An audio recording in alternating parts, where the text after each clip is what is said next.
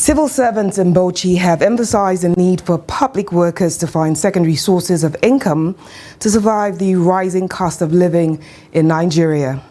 They were speaking to Trust TV's Adamu Imam on the need to diversify revenue sources to sustain their living cost following the current economic pressure on Nigerians in the country.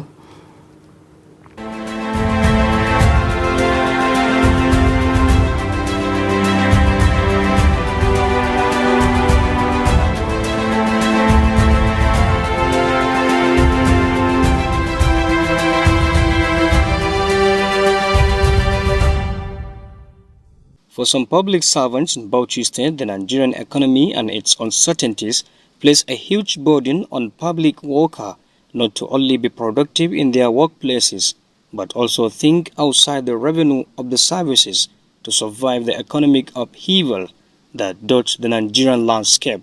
Whether you like it or not, you have to look for plan B. You must go to do the work as normal, and at the same time you have to look for another way to acquire money just to sustain your life. People are living from hand to mouth, are eating from hand to mouth, because the economy of the country generally have sent very wrong signals, in which people, a lot of houses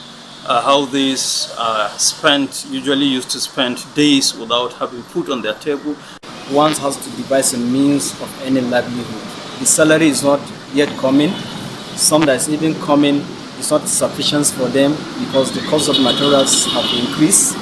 So therefore, as a worker or a public servant, you need to have a means that you can be able to survive. Surviving means you have to drive another way of source of income.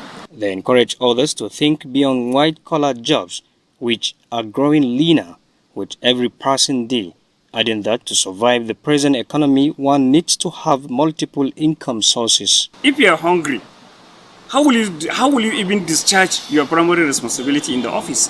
You can't do it. It's not even possible. So I'm even advising my fellow civil servants to look for a plan B, to look for another side business. Necessity is the father of invention.